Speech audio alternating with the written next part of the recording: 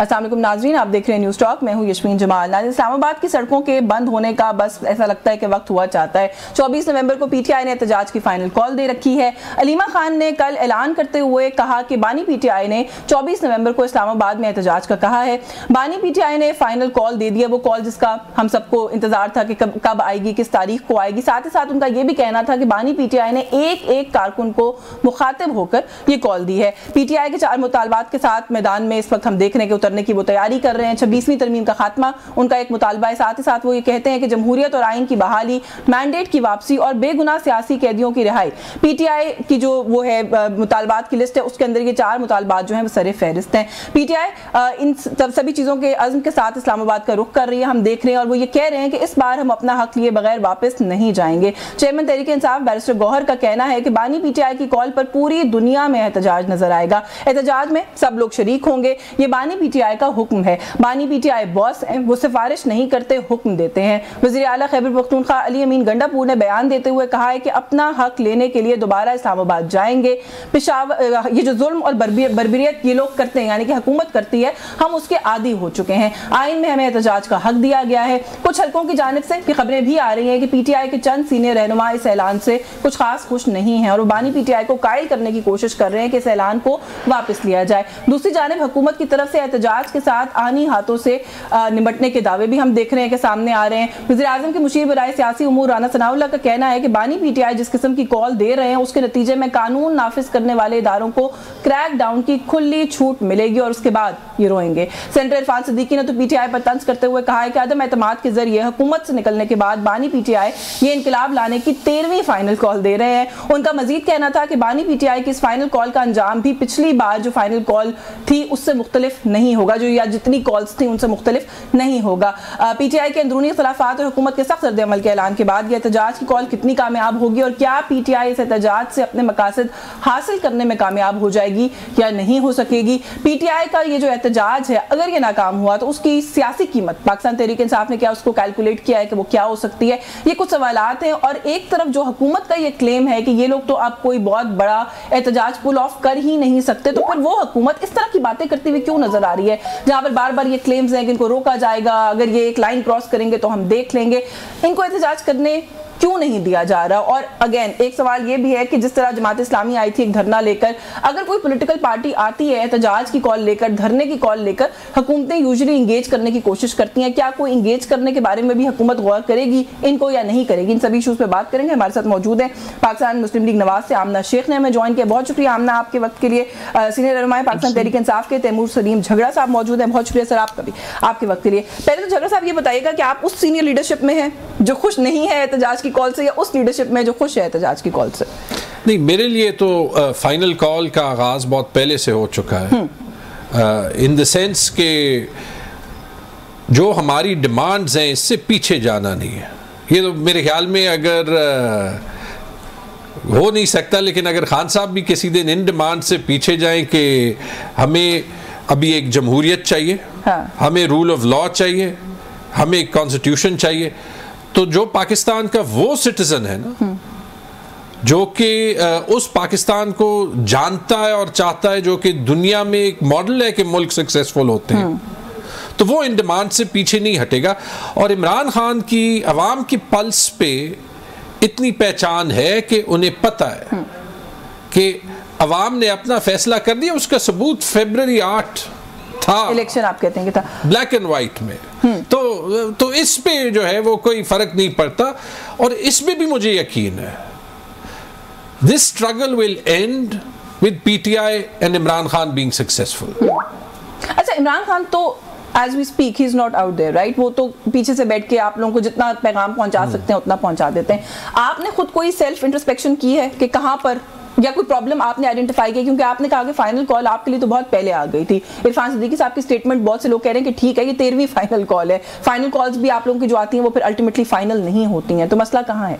बहुत मसले हैं, इसमें तो कोई शक नहीं कि इनफाइटिंग है, हर पार्टी में होती है। स्टेट ब्रूट फोर्स का इस्तेमाल है।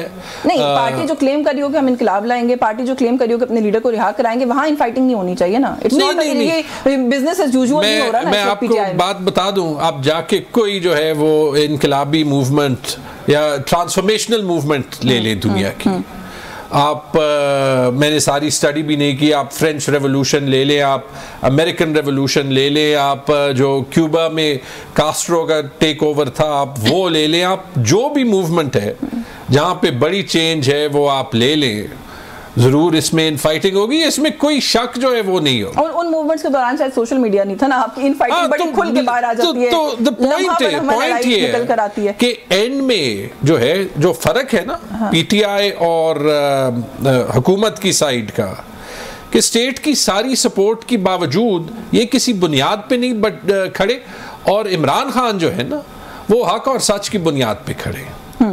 तो अल्टीमेटली जो है वो 24 नवंबर को, 25 को, या मसला जो है वो हफ्ता, महीना, 2-3 आगे भी चला जाए, आउटकम एक ही है।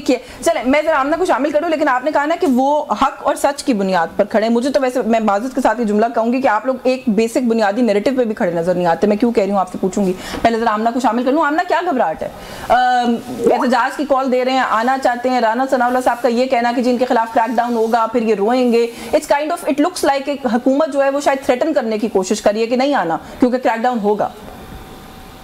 यशवीन, देखें, सबसे पहली बात बहुत इंपॉर्टेंट ये है कि हमें कोई भी कमेंट करने से पहले इनकी हिस्ट्री को देखना पड़ेगा। मैं समझती हूँ कि राना साहब ने बहुत पोलाइट अल्फाज इस्तेमाल किए हैं। If it was for me, मैं इससे भी ज्यादा शायद समझती कि स्ट्रिक्ट एक्शन इनके खिलाफ लेना चाहिए, क्योंकि ये एक पॉलिटिकल पार्टी नहीं है, ये एक पीसफुल एहतजाज की हिस्ट्री नहीं रखते। जो जिस तरीके से इन्होंने हमारे मुल्क को नुकसान पहुंचाया, हमारी यूथ को नुकसान पहुंचाया, हमारी कौमी तंसीबात पे हमले किए, और मैं सिर्फ 9 मई की बात नहीं कर रही, वो सानेहा तो एक नाकाबिले माफी है और ऐसा वाकया है जिसको भूला नहीं जा सकता। लेकिन उसके अलावा हर बार जब ये आए तो इन्होंने कभी ब्लू एरिया के दरख्त जलाए, बिलियन ट्री सुनामी की बात करते थे, दरख्त जलाए, टायर जलाए, कभी सुप्रीम कोर्ट पे हमला किया, कभी पीटीवी पे हमला किया। इनकी हिस्ट्री जो है वो डिस्ट्रक्शन से भरपूर है। उनका पॉइंट ये है, ऐसी पार्टी ये जब भी आए, आप लोगों ने भी आंसू गैस की शेलिंग की, आप लोगों ने भी हर तरह की फोर्स इस्तेमाल की। वो कल भी पाकिस्तान अमेरिकन साहब के दोस्त थे मेरे प्रोग्राम में, वो कह रहे थे कि कोई एक यूनिफॉर्म वाली एजेंसी लॉ एनफोर्समेंट बता दें जो हमारे खिलाफ। मुझे ये बताएं, should the government just sit down and let them burn the country? I don't think any government should be doing that. अगर if they use force against the state of Pakistan, against the republic of Pakistan, then the government has no option but to stop them by use of force. अच्छा, अभी recently सवाल में 2 जजेस जो हैं उनको तो मैं कोट कर सकती हूं आमना, उसमें तो कोई लॉ एंड ऑर्डर की सिचुएशन नहीं हुई, तो फिर अब क्या? देखिए, इशू ये है अश्विन, नहीं देखिए इस तरह नहीं है ना, ये this is what you think sitting here, but उसमें भी ये लोग जो है आर्म्स एंड एम्यूनेशन लेकर आए थे, सारा कुछ। अब इशू ये है कि इनके आपस में ही कोई भी एक बंदा कह देता है जी जाके तुम लोग बंदूकें उठा लाओ, कफन बांध के ले आओ। इनका अपना चीफ मिनिस्टर जब अपने मुंह से ये कह रहा है कि हम सर पे कफन बांध के आएंगे और हम जो है लड़ाई जंग लड़ने जा रहे हैं, हम रिहाई लिए बगैर नहीं आएंगे, लाशें गिरेंगी। आप ये मुझे बताएं कि जब इस तरह का एक कल्ट इस तरह की अनाउंसमेंट करके आ रहा है, what is the difference between them and a terrorist group? क्या आज कोई टेररिस्ट ग्रुप ये अनाउंसमेंट करता है कि जी हम लाशें गिराने इस्लामाबाद आ रहे हैं, तो आप ये चाहेंगी कि गवर्नमेंट कुछ ना करे और उनसे प्यार मोहब्बत करे? दूसरी बात सबसे इंपॉर्टेंट, आपने कहा कि जी कोई ना कोई टॉक्स होनी चाहिए, सारा कुछ होना चाहिए। मुझे ये बताएं, ऐसे शख्स के साथ या ऐसी पार्टी के साथ टॉक्स कैसे हो सकती हैं जिनको वजीर आजम, वजीर आला डे 1 से ये कह रहे हैं कि जी खुदारा इलेक्शन गुजर गया, जितनी आपने लड़ाई करनी थी लड़ाई हो गई, मेहरबानी करें पाकिस्तान की बेहतरी के लिए, मुल्क की बेहतरी के लिए इकट्ठे बैठ के काम करें। Can I ask something? देखिए, जूता लेके आ रहे हैं, वो भी जूता लेके आ रहे हैं, कागज फाड़ रहे हैं, गालम गलोच की सियासत कर रहे हैं। ऐसे लोगों के साथ क्या बात?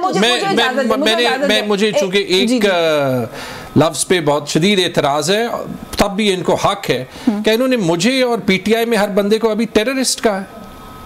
वो तो मेरा ख्याल है बता दें, क्योंकि अगर है तो फिर जवाब भी बनता है।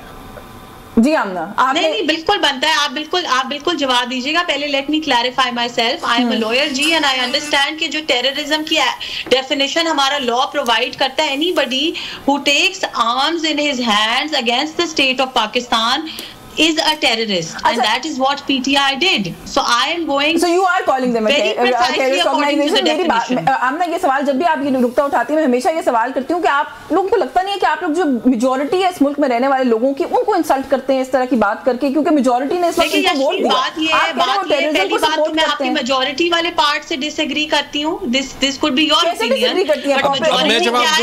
जिनको लोगों ने वोट देके नहीं, एक मिनट, मेजॉरिटी जिनको लोगों ने वोट देके असेंबलियों में मुंतखब किया है वो मेजॉरिटी है, जिन्होंने हुकूमतें बनाई हैं वो मेजॉरिटी है। और दूसरी बात ये है कि अगर आपका फिर भी ये कहना है कि जी एक मेजर हिस्सा पाकिस्तानियों का जो है उनको आप इंसल्ट कर रही हैं, तो मैं बिल्कुल मेजर हिस्से को ना इंसल्ट करना चाहती हूँ, ना इंसल्ट मेरे माँ बाप ने, ना मेरी पार्टी ने मुझे सिखाई है। लेकिन मैं सिर्फ फैक्चुअली स्पेड को स्पेड कहूंगी। कोई भी इंसान जो यूज ऑफ फोर्स करेगा पाकिस्तान की स्टेट के खिलाफ, वो टेररिस्ट है मेरी नजर में और हमेशा रहेगा। हुकूमत तो वैसे 4 जमातों ने मिलकर बनाई है Amna, but still you want to respond. जी झगड़ा साहब, ये शदीद काबिल मुज़म्मत अल्फाज है, शदीद काबिल मुज़म्मत जो है वो रवैया है, और ये एक ऐसी जमात ही कर सकती है जिसकी अवाम में कोई बुनियाद ना हो और जिसको सियासत करने का कोई हक ही ना हो। नहीं, अब नहीं, उनका पॉइंट जो है, आई एम सॉरी, मैं 9 मई पे भी आता हूँ, नो आते हैं, 9 मई पे भी आते हैं। सबसे पहले किसी भी जमहूरियत में अगर एक चीज सैंक्रोसैंक्ट होती है ना, वो होता है इलेक्टोरल प्रोसेस। अगर इनमें 1% भी जुर्रत हो, 1% भी मॉरल वैल्यूज हो, ये मान लें कि इन्होंने ये इलेक्शन नहीं जीता, मान लें, उसके बाद हम शायद ये मान भी लेंगे, इन्हें पता है इन्होंने लाहौर में एक सीट नहीं जीती, नहीं जी, खत्म करने दे सर। लेट मी फिनिश, चले जी आप फिनिश करें, बट मुझे जवाब अभी पूरा देना है। अटक से लाहौर तक सारी इंडिपेंडेंट मीडिया कहती है एक सीट नहीं जीते, एक सीट नहीं जीते। जहां तक टेररिस्ट होने की बात है ना, 9 मई पे आते हैं। हमारे खिलाफ पेशावर में 9 मई का केस हमें अदालत ने बरी कर दिया है। अब मुझे बता दें इसका जवाब कौन देगा, जब मेरे घर में इस्लामाबाद में रात को 10 या 11 बजे 50-60 लोग आए थे, मेरे बीवी बच्चे अंदर थे। जब मैं एसएचओ के पास जाता हूं कंप्लेन करने के लिए, तो वो कहता है जी मुझे नहीं पता कौन आएंगे। अब टेररिस्ट स्टेट है या टेररिस्ट तैमूर झगड़ा है?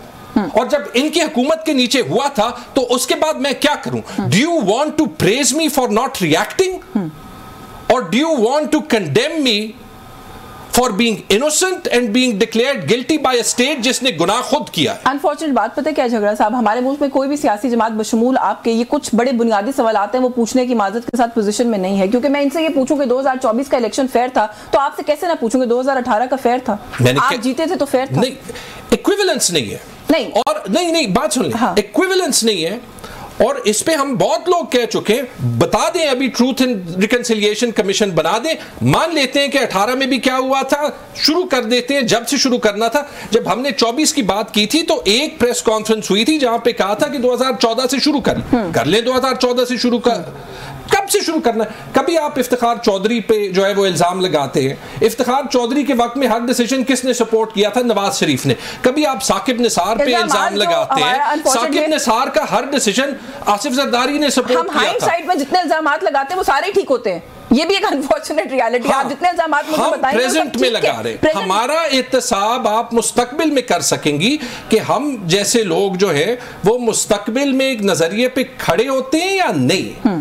लेकिन आज जो है, जो हुकूमत है, जिसकी वजह से आप और मैं इस प्रोग्राम में जो कह भी रहे हैं, we still need to be careful, और सच ना आप कह सकती हैं ना मैं कह सकता हूं, ठीक है, उसका एहतसाब आपने इनसे लेना।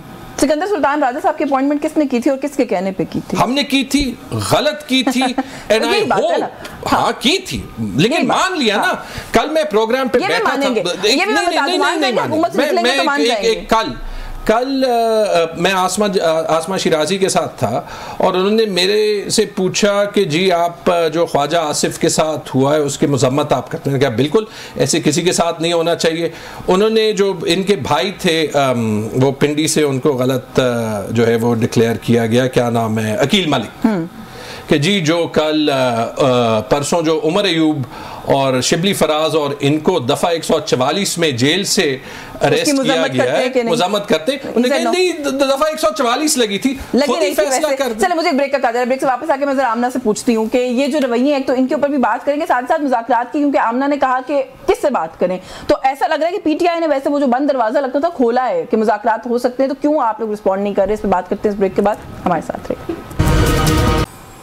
जी वेलकम बैक नाज़रीन। ब्रेक पे जाने से पहले आमना जो सवाल छोड़ा था मैंने आपके लिए, आपने कहा कि किससे बात करें, ये बात करने वाले रवैये ही नहीं है, लेकिन आपको नहीं लगता कि सियासत के अंदर क्लोज डोर्स नहीं होते? यही बातें हम इनको समझाते थे। अब आप लोग अगर ये रवैया अडॉप्ट करेंगे, क्योंकि अभी जो फाइनल कॉल आई है उसके साथ एक पॉजिटिव बात को याद रखना चाहिए कि ये भी कहा गया है कि एक मुज़ाकराती कमेटी कायम की जाएगी पीटीआई की तरफ से, जो कि मुज़ाकरात के लिए तैयार है। आपको नहीं लगता कि वो एक एवेन्यू, एक विंडो है? गवर्नमेंट को ही हमेशा बड़े दिल का मुजाहरा करना होता है, आप लोगों को एक कदम आगे लेना चाहिए। यशवीन, मैं आपको बहुत एक चीज क्लैरिफाई कर दूं कि गवर्नमेंट ने कभी भी ये नहीं कहा कि हम मुज़ाकरात नहीं करना चाहते। एक बार नहीं, 10 बार 15 बार गवर्नमेंट ने मुज़ाकरात की कोशिश की। प्राइम मिनिस्टर ने इनके जो केपीके के चीफ मिनिस्टर हैं उनसे मुज़ाकरात करने की कोशिश की, इनके ऑपोजिशन लीडर से, इनके और मुतअद्दिद एमएनए से और लोगों से मुज़ाकरात करने की कोशिश की, और उनका मौक़िफ़ आज तक हमेशा फेडरल गवर्नमेंट का भी, पंजाब गवर्नमेंट का भी हमेशा ये रहा है कि हमें मिलके पाकिस्तान की बेहतरी के लिए काम करना है, not just at the level of the prime minister and the chief minister, as individual elected members of the assemblies। मैंने और मेरे बहुत सारे कोलीग्स ने जो नेशनल असेंबली में मौजूद हैं, सेनेट में मौजूद हैं, उन्होंने भी बहुत दफा इनके पार्टी मेंबर्स को कहा कि जी आप प्लीज हमें पॉजिटिव इनपुट दिया करें, लेजिस्लेशन में हमारा साथ दें, और जो आवाम के लिए, जो जिसके लिए आपको आवाम ने मुंतखब करके जिन कामों के लिए यहाँ भेजा है, वो जितने भी काम है उनमें, हत्ता कि मैं आपको इनकी एक वाकया बता दूं जिससे आपको अंदाजा होगा इनकी सीरियसनेस का और इनकी मिल के काम करने की ख्वाहिश का, कि अभी चंद दिन पहले हमने पाकिस्तान में माइनॉरिटीज डे मनाया, शायद आप उससे वाकिफ होंगी, और गवर्नमेंट ने माइनॉरिटीज डे जो है वो असेंबली के अंदर सेलिब्रेट किया, और उन्होंने कहा कि जी हम ये मैसेज देना चाहते हैं कि पंजाब असेंबली जो है वो माइनॉरिटीज के साथ खड़ी है और हम माइनॉरिटीज के राइट्स का तहफ़्फ़ुज़ करेंगे एंड ऑल ऑफ दैट।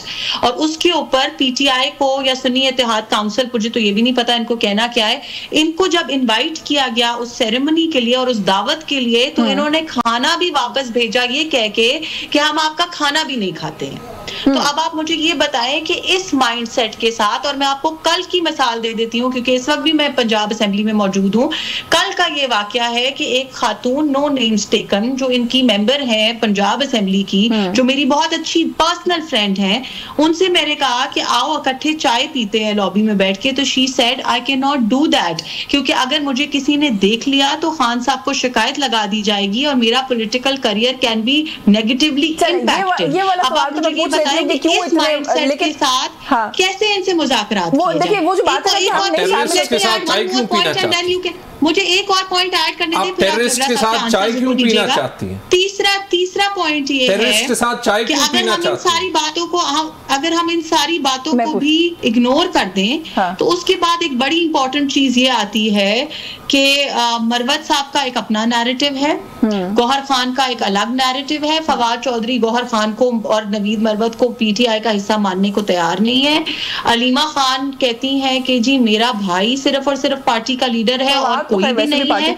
मुझे आप ये बता दें कि अगर हम इन सारी चीजों के बावजूद हम कहते हैं कि जी हम मिन्नत तरला कर लेते हैं, तो पहले तो ये डिसाइड कर लें कि बात गवर्नमेंट लेजिटिमेट नहीं है, एक बात, लेकिन दूसरी बात झगड़ा साहब कह रहे हैं आप क्यों किसी टेररिस्ट के साथ चाय पीना चाह रही थी?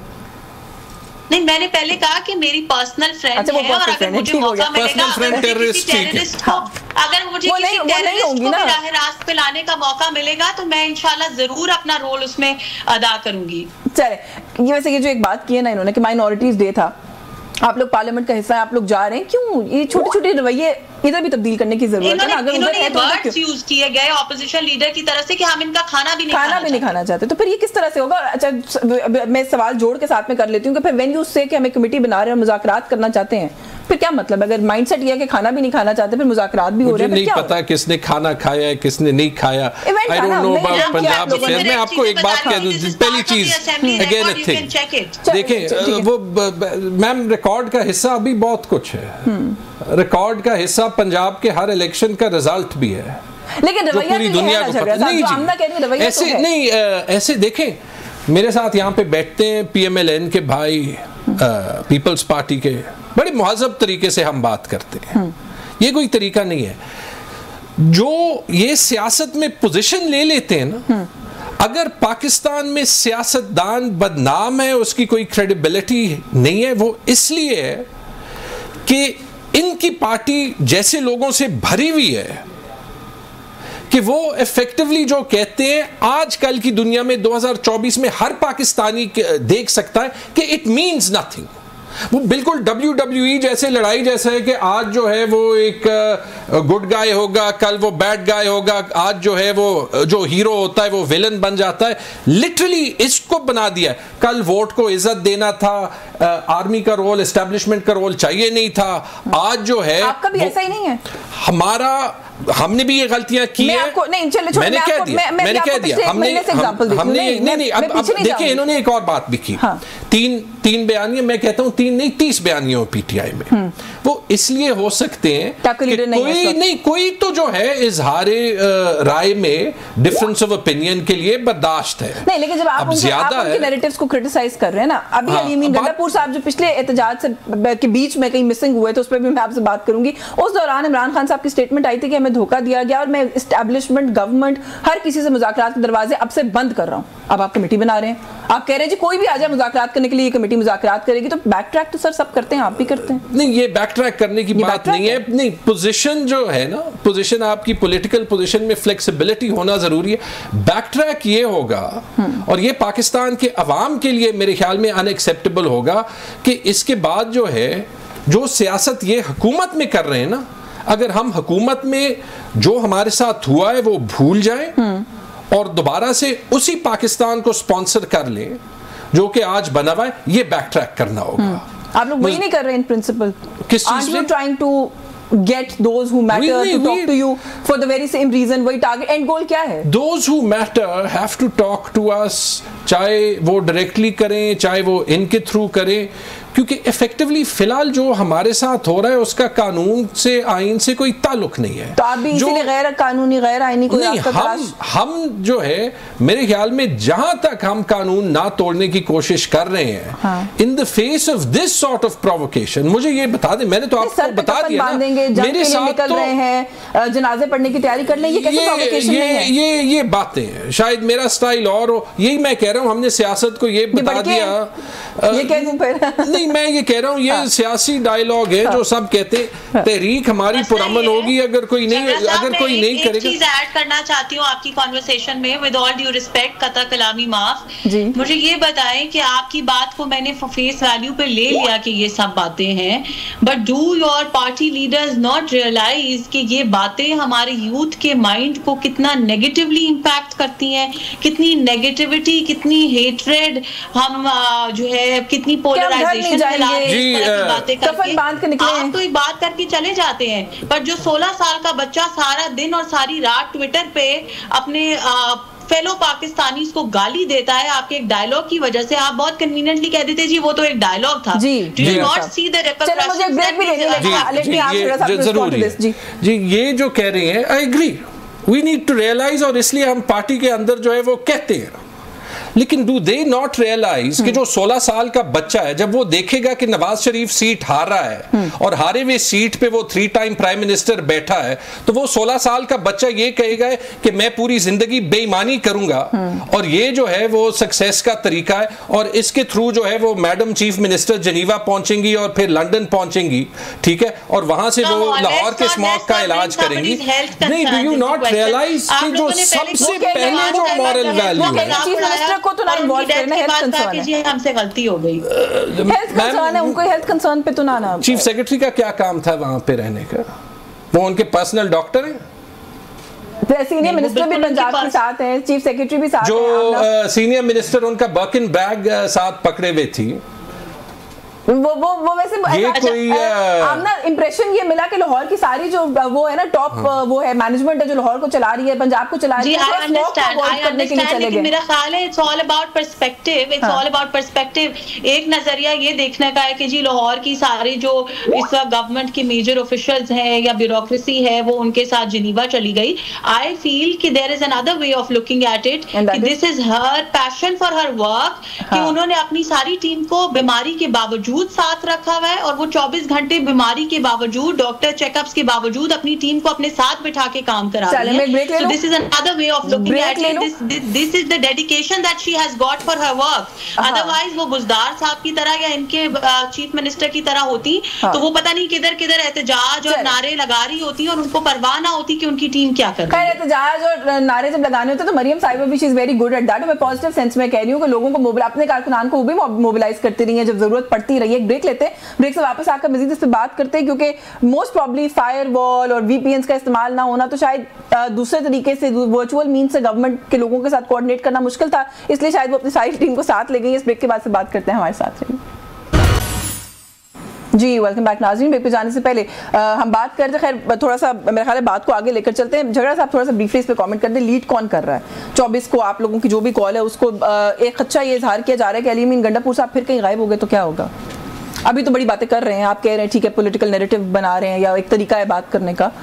नहीं, मेरे ख्याल में ओवरऑल जो लीडरशिप है वो कलेक्टिव है, वो सारी ऑन बोर्ड भी है। कल तक तो रात 8 बजे तक भी आपकी मेन लीडरशिप डिसोन ही कर रही थी कि हमें तो पता ही नहीं है कि क्या कॉल है, देख के बताएंगे। नहीं, ये सच है कि पीटीआई में इंटरनल डिसेंट बहुत होता है और बाकी पार्टी से ज्यादा होता है, इसमें कोई शक नहीं। लेकिन इसमें भी कोई शक नहीं कि जो पीटीआई के पोजीशंस की बुनियाद है, अब उसको कोई पर्सनली जो है वो गलत इंटरप्रेट करे वो और चीज़ है। पीटीआई की पोजीशंस की बुनियाद जो है वो एक असूल पे है और वो आप निकलेंगे 24 को? हाँ जी, इंशाल्लाह। क्यों वो क्यों नहीं? नहीं, I am just asking question है, क्योंकि एक खबर ये भी आ रही है कि आपकी कुछ सीनियर लीडरशिप कोशिश करी है कि मुलाकात हो जाए और खान साहब से ही कॉल को कैंसिल करवाया जाए। देखिए, जो सीनियर लीडरशिप ग्रुप एक बनाया हुआ है उसमें तो मैं नहीं हूँ, ठीक है, तो आई डोंट नो कि उनकी क्या डिस्कशन हुई है। वो आपको जो है वो जो ऑब्वियसली जो हमारे सीनियर पोजीशन होल्डर्स हैं वो उसमें जरूर होंगे, तो उनसे जो है वो स्पेसिफिकली पूछना पड़ेगा। बट ये मैं आपको कह दूं, और इंटरेस्टिंगली ये हो रहा है, आपने अभी पूछा, कल मुझे पेशावर के 2-3 जर्नलिस्ट्स ने ये मैसेज किया, कल व्हाट्सएप पे वहाँ पे एक मैसेज चला था कि तैमूर झगड़ा पीटीआई को छोड़ गया। हाँ। अब आपने 24 का कहा है ना, हाँ। तो मैं आपको यही कह दूं हाँ।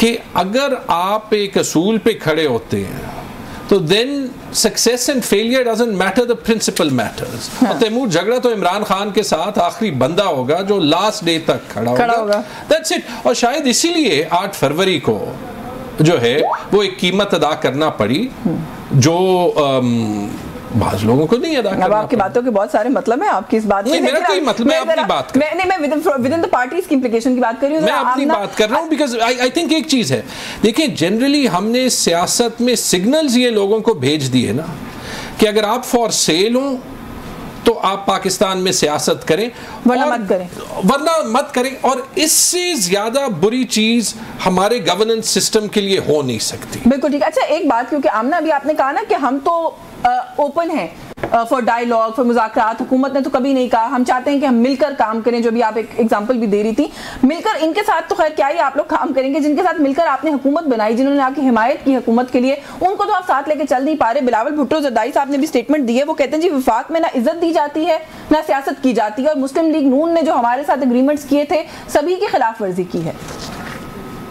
देखिए जी, वो उनकी एक पर्सनल ओपिनियन हो सकती है एंड आई रिस्पेक्ट दैट। बात ये है कि नहीं, मैं I am coming at that. बात ये है, एक चीज बड़ी इंपॉर्टेंट है नोट करने की कि जब पीपल्स पार्टी और PMLN और कुछ दीगर जमातों का इत्तेहाद हुआ था पहले PDM के टाइम पे, जब हमने इनको वोट ऑफ नो कॉन्फिडेंस के थ्रू आउस्ट किया गवर्नमेंट से, और उसके बाद दोबारा जब हमने किया तो उसके अंदर ये चीजें बड़ी क्लियर थी कि एक 1 पॉइंट एजेंडा है।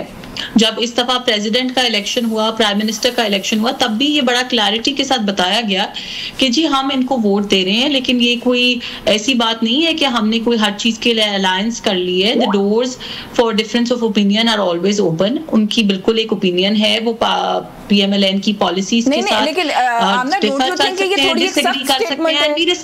सख्त स्टेटमेंट है जब वो कहते हैं कि ना इज्जत दी जाती है ना सियासत की जाती है वफाक में। ठीक है, मैं ये तो एक सब्जेक्टिव, ये तो आपने यशवीन एक सब्जेक्टिव कमेंट कर दिया ना। अब इज्जत कैसे दी जाती है मेरा तो नहीं ख्याल, मैंने तो नहीं देखा आज तक।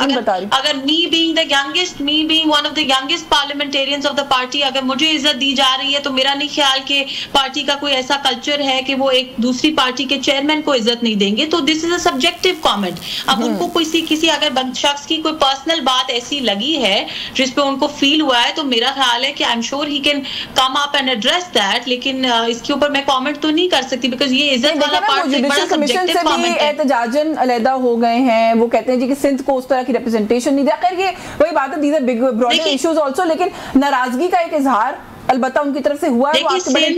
पहली बात ये है कि मेरा ख्याल है, देखिए आप भी इस चीज को समझती हैं, पीपल्स पार्टी एक बड़ी इंपॉर्टेंट जमात है, आज से नहीं पिछले कई बरसों से पाकिस्तान की पॉलिटिकल फैब्रिक के अंदर उनका एक रोल रहा है।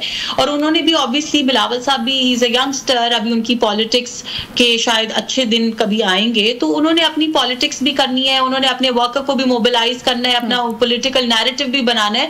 तो जैसे तैमूर झगड़ा साहब ने कहा कि जी ये सियासी नारे होते हैं, तो बहुत सारी ऐसी स्टेटमेंट्स पॉलिटिकल रीजन से भी दी जाती हैं। I am sure that it could might be one of those statements. चले, मेरे पास थोड़ा सा टाइम कम है, मैंने झगड़ा साहब को भी शामिल करना है, वरना ये टाइमिंग समझ नहीं आई कि इस तरह की पॉलिटिकल स्टेटमेंट या एक पॉपुलर नैरेटिव बिल्ड करने की क्यों जरूरत पड़ी है। बिलावल साहब को मुझे ये बताएं झगड़ा साहब के, अगर आप लोग कहते हैं फाइनल कॉल है, हम एहतजाज करेंगे, आपने 4 बड़े क्लियर मुतालबे पहली दफा मैं कहती हूँ कि रखे हैं सामने, वरना तो हम कंफ्यूज थे कि आप क्यों एहतजाज करते हैं, नहीं आपका कोई मुतालबा माना जाता, क्या करें? We will continue. क्योंकि ultimately you will continue sitting on the roads. We will continue sitting on the roads. We will continue protesting. हमारे पास अभी कोई और चॉइस नहीं है याशवीन, और वो इसलिए नहीं है क्योंकि इस 26वीं तरमीम ने और उसके बाद जो कानून साजी पार्लियामेंट में हुई है ना, उसने कानून को यरगमाल कर दिया। जब आपके पास कोई, अब देखें आज जो है वो आईनी बेंच 1993 के केस उठा रहा था, उसकी वजह से 4 बेंचेस नहीं बने।